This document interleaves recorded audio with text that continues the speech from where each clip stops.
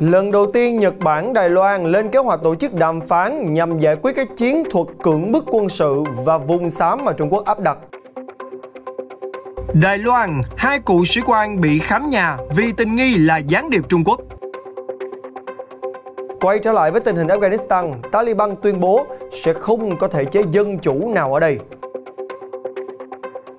Trong khi đó, ông Biden bình thản, sự hỗn loạn là điều không thể tránh khỏi khi Mỹ rút quân khỏi Afghanistan. Lo lắng trước tình hình chính trị phức tạp, Liên Hiệp Quốc rút bớt nhân viên ra khỏi Afghanistan. Quỹ tiền tệ quốc tế IMF chặn các khoản tài chính dành cho quốc gia này. Các thông tin đáng chú ý khác, Trung Quốc kỷ niệm 70 năm ngày sáp nhập Tây Tạng. Nga nã đạn cảnh cáo tàu Hàn Quốc. Hàn Quốc cấp tư cách pháp nhân cho động vật để giải quyết vấn đề ngược đãi, bỏ rơi. Phát triển mô hình in 3D khối u não để thử nghiệm phương pháp điều trị. Quý vị đang cùng theo dõi FBNC Thế giới hôm nay. Chào quý vị, tôi là Quang Huy và đây là FBNC Thế giới hôm nay. Mở đầu chương trình với thông tin, theo Taiwan News, các quan chức từ các đảng cầm quyền của Nhật Bản và Đài Loan đang có kế hoạch tổ chức các cuộc đàm phán song phương để giải quyết các chiến thuật cưỡng bức quân sự và vùng xám mà Trung Quốc áp đặt. Dự kiến thì cuộc hội đàm sẽ được tổ chức ngay trong tháng 8 này. Mới đây, Taiwan News trích dẫn thông tin từ tờ Japan Times cho biết, Đảng Dân Chủ Tự do LDP của Nhật Bản đang có kế hoạch tổ chức các cuộc đàm phán với Đảng Dân Chủ Tiến bộ DPP của Đài Loan. Đây là lần đầu tiên đối thoại 2+2 giữa các đảng cầm quyền của hai bên được diễn ra. Nhật Bản là bên đưa ra lời đề nghị đối thoại này. Đại diện của nước này là người đứng đầu bộ phận đối ngoại LDP Sato Masahisa và người đứng đầu bộ phận quốc phòng Otsuka Taku. Cuộc hội đàm sẽ được tổ chức trực tuyến ngay trong tháng này. Cuộc thảo luận sẽ bao gồm các cách thức thúc đẩy trao đổi giữa Nhật Bản và Đài Loan ngoài các vấn đề an ninh. Trong bối cảnh căng thẳng xuyên eo biển ngày càng gia tăng, vào tháng 2, LDP đã thành lập một nhóm dự án thuộc bộ phận đối ngoại của mình để xem xét mối quan hệ giữa Nhật Bản và Đài Loan. Vào tháng 6, nhóm nghiên cứu đã hối thúc chính phủ tăng cường quan hệ với Đài Loan và đề phòng khả năng Trung Quốc xâm lược hòn đảo. Vào hôm thứ Tư ngày 18 tháng 8, truyền thông Đài Loan đưa tin Viện Kiểm sát khu vực Đài Bắc đã khám xét và thẩm vấn 2 sĩ quan quân đội đang nghỉ hưu của Đài Loan bị tình nghi là gián điệp Trung Quốc và toàn bộ vụ việc sẽ được điều tra theo hướng vi phạm luật an ninh của Đài Loan. Vào ngày 18 tháng 8, phiên bản trực tuyến của tờ Apple Daily tại Đài Loan cho biết, Viện Kiểm soát hòn đảo này đã điều tra khám phá ra vụ án gián điệp lớn nhất trong lịch sử, phát hiện Chi cục Công tác Chính trị Quảng Châu thuộc Cục Công tác Chính trị Quân ủy Trung ương Trung Quốc cử người sang Đài Loan để phát triển tổ chức từ nhiều năm trước, thông qua móc nối với Thiếu tướng Không quân đã nghỉ hưu Tiền Diệu Đông và Trung tá Ngụy Tiên Nghi, và đã tuyển mộ thành công nhiều tướng lĩnh khác. Do đó, Văn phòng Công tố Đài Bắc đã chỉ đạo Trạm Công tác Bảo vệ An ninh thuộc Cục điều tra các vấn đề pháp lý, khám xét nơi ở của các cựu sĩ quan quân đội đã nghỉ hưu Tiền Diệu Đông và Ngụy Tiên Nghi và thẩm vấn họ về tội danh phát triển tổ chức cho Trung Quốc theo luật an ninh. Cựu Thứ trưởng Bộ Quốc phòng Trương Trức Bình, người trước đó từng bị điều tra, đã được đưa vào danh sách nhân chứng và cơ quan công tố sẽ tiếp tục làm rõ liệu ông ta có liên quan đến vụ án hay không. Trước đó, điều tra viên đã lần theo nguồn gốc của một vụ án gián điệp và phát hiện ra chi nhánh Quảng Châu của Cục Công tác Chính trị Quân ủy Trung ương Trung Quốc đã cử một doanh nhân họ Tạ từ Hồng Kông đến Đài Loan để núp dưới chiêu bài kinh doanh tại Đài Loan và hoạt động thu hút nhân sự và phát triển tổ chức ở Đài Loan. Tiếp tục cập nhật các thông tin mới nhất về tình hình Afghanistan ngay lúc này, thưa quý vị. Mới đây thì ông Wahidullah Hashimi, người phát ngôn của phong trào Taliban cho biết sẽ không có thể chế dân chủ nào ở Afghanistan và đất nước có khả năng được điều hành bởi một hội đồng Taliban cầm quyền, và thủ lĩnh tối cao Haibatullah Akhundzada dự kiến vẫn sẽ nắm quyền lãnh đạo chung với một vai trò như một tổng thống. Ông Wahidullah Hashimi, người phát ngôn của phong trào Taliban mới đây đã nói với Reuters rằng Afghanistan có khả năng được điều hành bởi một hội đồng Taliban cầm quyền. Cơ cấu quyền lực mà ông Hashimi vạch ra sẽ mang những nét tương đồng với cách mà lực lượng Taliban điều hành Afghanistan trong thời gian nắm quyền từ năm 1996 đến năm 2001. Khi đó, thủ lĩnh tối cao Mullah Omar không lộ diện và giao việc điều hành đất nước hàng ngày cho một hội đồng. Ông Hashimi tuyên bố sẽ không có thể chế dân chủ nào cả vì nó không có bất kỳ nền tảng nào ở đất nước này. Chúng tôi sẽ không thảo luận về hình thức hệ thống chính trị sẽ áp dụng ở Afghanistan vì nó đã rõ ràng. Đó chính là luật Hồi giáo Sharia. Ông cũng cho biết thêm Taliban sẽ yêu cầu các cựu phi công và binh sĩ từ các lực lượng vũ trang Afghanistan gia nhập trở lại hàng ngũ. Ông Hashimi không lo ngại rằng chế độ Taliban hiện nay sẽ áp dụng những biện pháp hà khắc với phụ nữ như lần nắm quyền trước đó. Trong cuộc phỏng vấn với ABC News vào ngày 18 tháng 8 vừa qua, Tổng thống Mỹ Joe Biden thừa nhận rằng cảnh hỗn loạn xảy ra trong lúc rút quân khỏi Afghanistan là điều không thể tránh. Tuy nhiên, ông cam kết đưa toàn bộ công dân Mỹ ra khỏi Afghanistan, ngay cả khi điều đó đồng nghĩa vượt quá thời hạn do ông đặt ra để rút quân hoàn toàn, đó là vào ngày 31 tháng 8. Trong một cuộc phỏng vấn với ABC News, nhà báo George Stephanopoulos hỏi ông Biden rằng liệu quân Mỹ có ở lại Afghanistan cho đến khi công dân cuối cùng được rời đi. Ông Biden đã thừa nhận khả năng binh lính Mỹ sẽ ở lại Afghanistan sau thời hạn 31 tháng 8 để sơ tán toàn bộ công dân. Mặt khác, ông nói không thấy có khả năng nào để không xảy ra hỗn loạn khi Mỹ rời khỏi Afghanistan. Chính quyền ông Biden đang đối mặt với làn sóng chỉ trích vì hoạt động rút quân gây hỗn loạn trong và quanh sân bay Kabul. Bảo vệ quyết định của mình, Tổng thống Biden cho rằng đó là vấn đề không thể tránh khỏi khi kết thúc chiến dịch quân sự 20 năm của Mỹ tại Afghanistan. Ông Biden cũng cho biết Taliban đang hợp tác trong việc giúp đưa người Mỹ rời khỏi Afghanistan, nhưng Mỹ đang gặp một số khó khăn trong việc sơ tán các công dân Afghanistan từng làm việc cho Washington. Vừa qua, Liên Hiệp Quốc đã xác nhận tổ chức toàn cầu này đã bắt đầu đưa khoảng 100 nhân viên quốc tế ra khỏi Afghanistan. Tuy nhiên, tổ chức này vẫn cam kết sẽ ở lại và thực hiện hoạt động hỗ trợ trong bối cảnh người dân Afghanistan cần được giúp đỡ nhiều nhất. Trước diễn biến phức tạp tại Afghanistan lúc này, Liên Hiệp Quốc đã quyết định rút khoảng 100 nhân viên quốc tế ra khỏi nước này. Người phát ngôn Stephen Dujarric nêu rõ, đây là một biện pháp tạm thời nhằm cho phép Liên Hiệp Quốc duy trì hoạt động hỗ trợ người dân Afghanistan, hạn chế tối đa nguy cơ bị gián đoạn, cũng như các nguy cơ đe dọa đội ngũ nhân viên của tổ chức này. Liên Hiệp Quốc hiện có khoảng 300 nhân viên quốc tế và 3.000 nhân viên địa phương tại Afghanistan. Trước mắt sẽ có khoảng 100 nhân viên được chuyển đến Kazakhstan. Cùng ngày, Tổ chức Y tế Thế giới WHO đã đưa ra cảnh báo về tình trạng gián đoạn tạm thời của hoạt động hỗ trợ nhân đạo dành cho Afghanistan, cho rằng hệ thống y tế yếu kém của quốc gia Nam Á này đang phải đối mặt với nhiều vấn đề nghiêm trọng. Vừa qua, các nhân vật cấp cao của lực lượng Taliban đã gặp cựu Tổng thống Afghanistan Hamid Karzai và Chủ tịch Hội đồng Hòa giải Dân tộc tối cao HCNR Abdullah Abdullah ở thủ đô Kabul. Thông tin này được đưa ra trong thời điểm dư luận quốc tế đang hết sức quan tâm tới tình hình tại quốc gia Nam Á này, đặc biệt là tiến trình thành lập chính quyền mới. Trong động thái mới nhất, ông Wahidullah Hashimi, một thành viên cấp cao của Taliban tiết lộ đất nước Afghanistan có thể được điều hành bởi một hội đồng cầm quyền. Trong khi thủ lĩnh tối cao của phong trào Hồi giáo này, Hibatullah Akhundzada, sẽ có thể đảm nhận trách nhiệm lãnh đạo tổng thể. Trong thông báo hôm 18 tháng 8, Quỹ tiền tệ quốc tế IMF cho biết sẽ trì hoãn các khoản tài chính mà tổ chức này hỗ trợ cho Afghanistan trong bối cảnh bộ máy lãnh đạo mới ở Kabul chưa được xác định. Qua đó, Afghanistan sẽ tạm thời không thể tiếp nhận được các nguồn chính của IMF, bao gồm khoảng 440 triệu đô la Mỹ tiền dự trữ khẩn cấp, cũng như quyết định phân bổ mới dành cho quyền rút vốn đặc biệt SDR. Người phát ngôn IMF nêu rõ hiện tại cộng đồng quốc tế vẫn chưa có được sự rõ ràng trong việc công nhận một chính phủ ở Afghanistan, vì vậy quốc gia này không thể tiếp cận SDR hay bất cứ các nguồn tài chính khác của IMF. Trước đó, vào năm 2019, IMF cũng từng quyết định đình chỉ quyền truy cập SDR của Venezuela sau khi hơn 50 quốc gia thành viên đại diện của quỹ từ chối công nhận chính phủ của Tổng thống Nicolas Maduro. Hồi tháng 2, tổ chức này cũng thông báo tạm ngưng các dịch vụ với Myanmar kể từ khi chính quyền quân đội tiếp quyền sau khi thực hiện cuộc đảo chính. Mới đây, Bộ Ngoại giao và Hợp tác Quốc tế các tiểu vương quốc Ả Rập Thống nhất UAE đã xác nhận cựu Tổng thống Afghanistan đang ở quốc gia vùng vịnh này sau khi ông rời đất nước, khi lực lượng Taliban chiếm quyền kiểm soát thủ đô Kabul. Tuyên bố của bộ này khẳng định nước này đã hoan nghênh Tổng thống Ashraf Ghani và gia đình nhập cảnh vì lý do nhân đạo. Cùng ngày, Bộ Ngoại giao Nga nhận định những tuyên bố và hành động ban đầu của Taliban cho thấy những vấn đề nội bộ của Afghanistan có thể được giải quyết thông qua đàm phán với tất cả các lực lượng chính trị, sắc tộc và tôn giáo trong nước.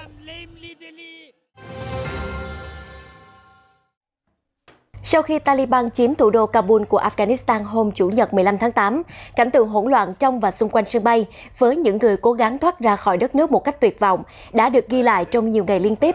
Anh Aziz, người tị nạn Afghanistan ở Indonesia cho biết anh đang cảm thấy tuyệt vọng khi chứng kiến những người đồng hương của mình đang hứng chịu những điều thương tâm như thế. Nhiều thập kỷ chiến tranh đã khiến hàng triệu người Afghanistan phải rời bỏ quê hương của họ để đến các nước láng giềng sinh sống. Giống như nhiều người khác, gia đình anh Aziz chạy sang Iran khi anh mới 5 tuổi. Anh ở đó cho đến khi chuyển đến Indonesia cách đây 7 năm. Mặc dù anh Aziz không trực tiếp hứng chịu tác động của cuộc xung đột, tuy nhiên anh vẫn rất lo lắng vì gia đình anh vẫn còn có người ở Afghanistan.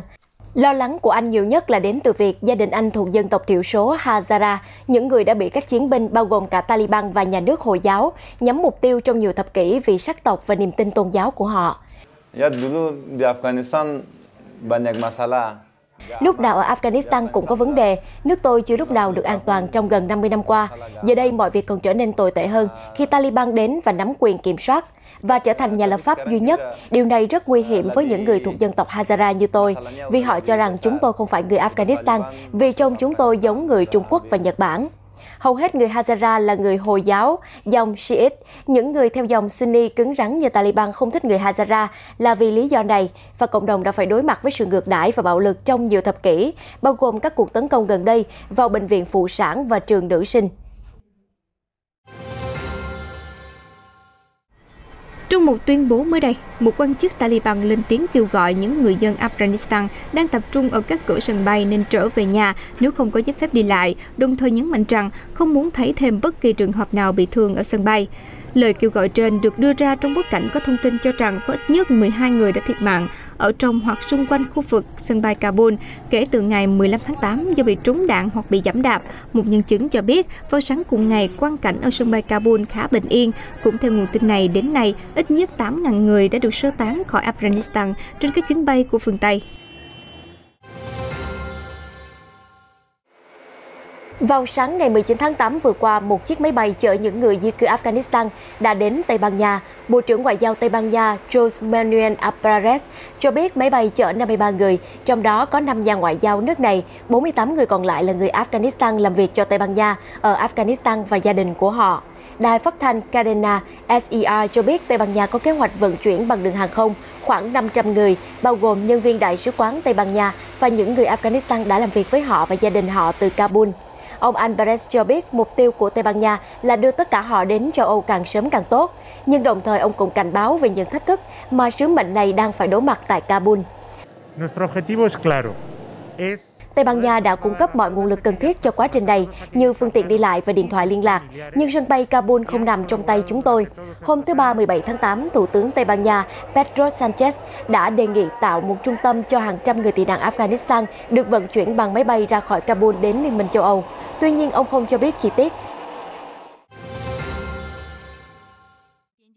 Theo hình ảnh từ đài truyền hình nhà nước Trung Quốc đăng tải, tình hình tại ngã ba Kurram, khu vực biên giới giữa Pakistan và nước láng giềng Afghanistan đang ổn định, dường như không bất kỳ dòng người tị nạn lớn nào xuất hiện sau khi Taliban giành được quyền kiểm soát ở thủ đô Kabul của Afghanistan. Trước đó, vào hôm Chủ nhật tuần trước, ngày 15 tháng 8, Bộ trưởng Nội vụ Pakistan đã ra lệnh đóng cửa cửa khẩu Sotkham sau khi biên giới Afghanistan nằm dưới sự kiểm soát của Taliban.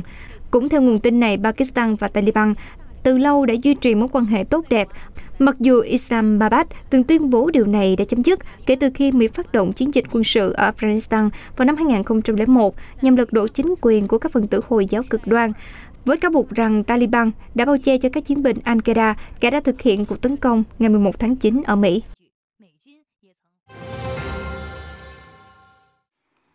Hôm qua, ngày 19 tháng 8, Trung Quốc đã tổ chức một buổi lễ kỷ niệm 70 năm Ngày Giải phóng Hòa bình Tây Tạng được tổ chức tại Lhasa, thủ phủ của khu tự trị này.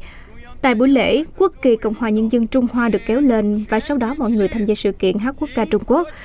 Phát biểu tại buổi lễ, ông Uông Dương, thành viên Ủy ban Thường vụ Bộ Chính trị Trung ương Đảng Cầm quyền Trung Quốc và cũng là Chủ tịch Hội nghị Hiệp thương Chính trị Nhân dân Trung Quốc, khẳng định sự giải phóng hòa bình Tây Tạng vào năm 1951 là một sự thắng lợi quan trọng trong sự nghiệp giải phóng nhân dân Trung Quốc và thống nhất Trung Quốc, đồng thời nhấn mạnh đây là một bước chuyển mình có ý nghĩa đối với lịch sử của vùng đất này. Ông nói kể từ sau khi được giải phóng hòa bình và hợp nhất với Trung Quốc, Tây Tạng đã đi con đường từ bóng tối đến tươi sáng, từ lạc hậu đến tiến bộ, từ nghèo đói đến thịnh vượng, từ chuyên quyền sang dân chủ và từ gần gũi đến cởi mở. Qua đó, giờ đây, khu vực tự trị này là một Tây Tạng mới theo chủ nghĩa xã hội thịnh vượng, đang đứng với tư thế hiên ngang và vững chắc trên sân thượng của thế giới. Cũng trong dịp này, ông Uông cam kết rằng sự đóng góp và hỗ trợ của chính phủ đối với sự phát triển của Tây Tạng chỉ có tăng chứ không hề giảm.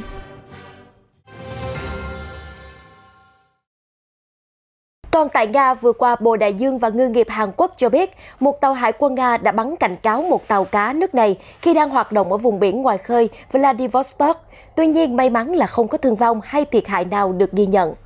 Tàu chiến Nga phát cảnh báo khi tàu cá trọng tải 77 tấn đang đánh bắt mực ống vào khoảng 3 giờ 27 phút sáng, theo giờ Hàn Quốc, tại vùng biển cách Vladivostok 138,9 km về phía nam. Theo Yonhap, thuyền trưởng trên tàu của Hàn Quốc đã giải thích tình huống với một quan chức tuần tra biên giới Nga và được quan chức này khẳng định tàu cá có thể tiếp tục hoạt động, mặc dù Hải quân Nga đang huấn luyện tại khu vực này. Tuy nhiên, sau đó tàu chiến Nga đã bắn cảnh cáo do tàu Hàn Quốc đã đi vào vùng đặc quyền kinh tế EEZ của Nga.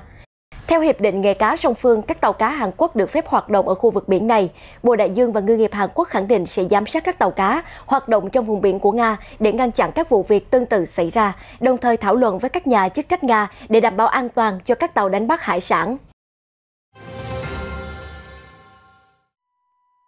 Một thông tin liên quan đến Hàn Quốc và Triều Tiên, vào ngày 19 tháng 8, hãng thông tấn Hàn Quốc là Yonhap đưa tin các nguồn tin quân sự nhận định Triều Tiên có các động thái mới hồi đầu tuần, ám chỉ nước này có kế hoạch phóng tên lửa. Theo các nguồn tin quân sự, Triều Tiên đã đưa ra cảnh báo cấm tàu thuyền trong 2 ngày là 15 và 16 tháng 8 ở các khu vực ở đông bắc của biển Nhật Bản.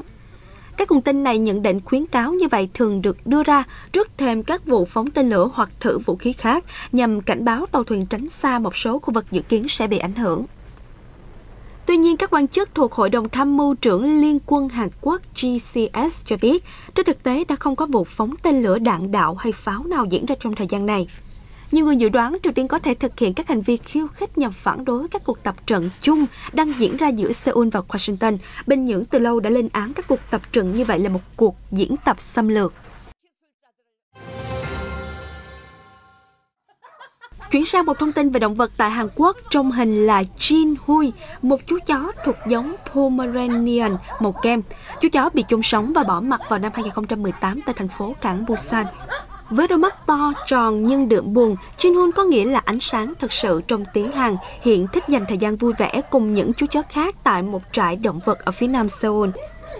Theo ông Kim Ye-yeon, 55 tuổi, người đứng đầu trại động vật này, chủ của Jinhoon đã bị mất bình tĩnh và kêu các con mình chôn sống chú chó. Khi được giải cứu, chú chó gần như đã ngừng thở, nhưng chủ của nó đã không bị trừng phạt gì vì tại thời điểm đó tòa án công nhận Jinhoon là vật thuộc sở hữu của người đó. Tuy nhiên, những kẻ ngược đãi động vật và những người bỏ rơi vật nuôi sẽ sớm phải đối mặt với hình phạt khắc nghiệt hơn khi Hàn Quốc có kế hoạch sửa đổi bộ luật dân sự của mình để cấp cho động vật tư cách pháp nhân. Ông John Jae-min, giám đốc Bộ Tư pháp, đã khẳng định với Reuters như vậy trong một cuộc phỏng vấn. Việc sửa đổi vẫn phải được Quốc hội thông qua. Nếu được thông qua, nó sẽ đưa Hàn Quốc trở thành một trong số ít các quốc gia công nhận quyền được bảo vệ, nâng cao phúc lợi và tôn trọng sự sống của động vật. Việc sửa đổi luật diễn ra khi số vụ ngược đãi động vật tăng lên 914 vụ vào năm 2019, từ 69 vụ vào năm 2010, và dân số sở hữu vật nuôi đã tăng lên hơn 10 triệu người ở đất nước 52 triệu người. Luật bảo vệ động vật của Hàn Quốc quy định rằng bất kỳ ai ngược đãi hoặc đối xử tàn ác với động vật có thể bị phạt tù tối đa 3 năm hoặc bị phạt 30 triệu won, gần 25.500 đô la Mỹ, nhưng các tiêu chuẩn để quyết định hình phạt rất thấp. Nhưng một khi đạo luật dân sự tuyên bố động vật không còn đơn giản là vật, các thẩm phán và công tố viên sẽ có nhiều lựa chọn hơn khi xác định mức án phù hợp.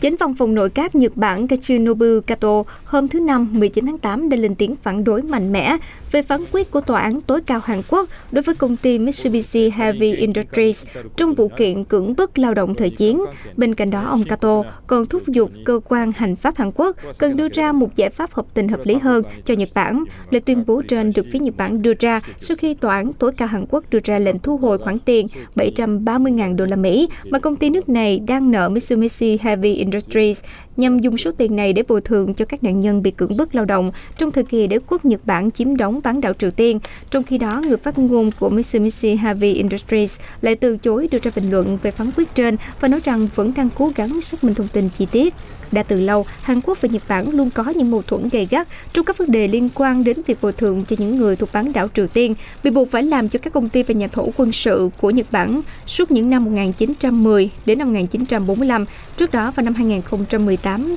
Tòa án tối cao Hàn Quốc tuyên phía Mitsubishi Heavy Industries thua kiện, yêu cầu công ty này phải bồi thường cho các nạn nhân bị cưỡng ép lao động thời chiến, mỗi người từ 85.000 đến 127.600 đô la Mỹ. Tuy nhiên, cho tới nay, Mitsubishi Heavy Industries vẫn chưa chịu thực hiện phán quyết trên.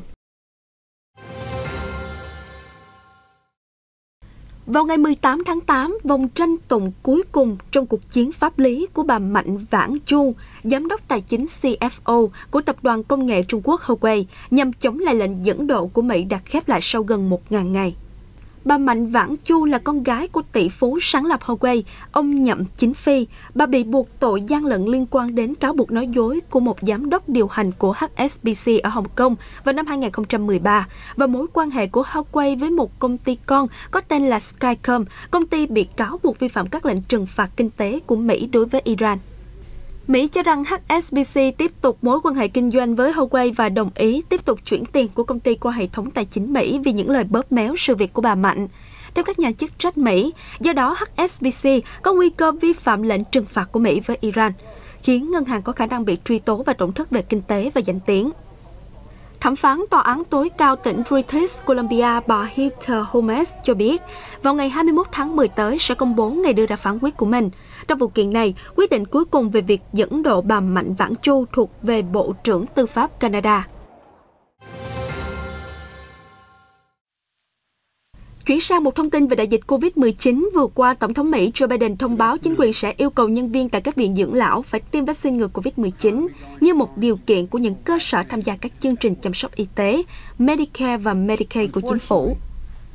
Ông Biden đưa ra thông báo trên vài giờ sau khi một nghiên cứu cho thấy hiệu quả của vaccine ngừa COVID-19 đối với người ở các viện dưỡng lão và các cơ sở chăm sóc dài hạn, những nơi thường dành cho người già yếu, sụt giảm kể từ khi số ca nhiễm COVID-19 mới ở Mỹ, chủ yếu là biến thể Delta của virus SARS-CoV-2. Người ở các viện dưỡng lão đã chịu ảnh hưởng nặng nề trong đại dịch COVID-19 với nhiều cơ sở chứng kiến tỷ lệ tử vong cao, đặc biệt trong giai đoạn đầu của cuộc khủng hoảng y tế. Chuyển sang một phát minh hữu ích trong y học, mới đây một nhóm nhà nghiên cứu của Đại học Tel Aviv, Israel đã sử dụng tế bào của bệnh nhân u não làm vật liệu in 3D và tạo ra mô hình của khối u để thử nghiệm tính hiệu quả của các phương pháp điều trị tiềm năng trước khi áp dụng vào thực tế. Kết quả nghiên cứu này được công bố trên tạp chí Science Advance vào ngày 18 tháng 8. Trưởng nhóm nghiên cứu giáo sư Ron Sachi Panado cho biết các nhà khoa học đã trích một phần khối u của bệnh nhân mắc u nguyên bào thần kinh đệm và sử dụng tế bào này để in mô hình khớp với các ảnh cộng hưởng từ MRI của họ. Sau đó, các nhà nghiên cứu bơm máu của bệnh nhân qua mô hình khối u được in bằng 3D bằng hợp chất mô phỏng tế bào não này và áp dụng phương pháp điều trị bằng thuốc hoặc liệu pháp, trong khi các nghiên cứu trước đó ứng dụng công nghệ in sinh học như trên để mô phỏng môi trường dẫn đến ung thư. Các nhà khoa học của Đại học Tel Aviv cho biết họ là nhóm nghiên cứu đầu tiên in ra khối u có thể phát triển được. Họ cần 2 tuần để thử nghiệm tất cả các liệu pháp điều trị khác nhau và đánh giá hiệu quả của những liệu pháp này đối với khối u cụ thể, sau đó tìm ra phương pháp điều trị nào được dự báo là phù hợp nhất. U nguyên bào thần kinh đệm của não là loại u não có tiên lượng xấu, tiến triển nhanh và rất ác tính. Nếu bệnh nhân không được phát hiện sớm và điều trị đúng phương pháp, sẽ dẫn đến diễn biến bệnh phức tạp, khó đoán và làm giảm thời gian sống thêm của người bệnh. Theo Hiệp hội Bác sĩ Phẫu thuật Thần kinh Mỹ, tỷ lệ sống sót của người bệnh u nguyên bào thần kinh đệm là 40% trong năm đầu tiên và 17% vào năm thứ 2 sau khi chẩn đoán. Thông tin vừa rồi cũng đã khép lại FBNC Thế giới hôm nay. Con Huy cảm ơn quý vị đã quan tâm theo dõi. Xin chào và hẹn gặp lại vào ngày mai.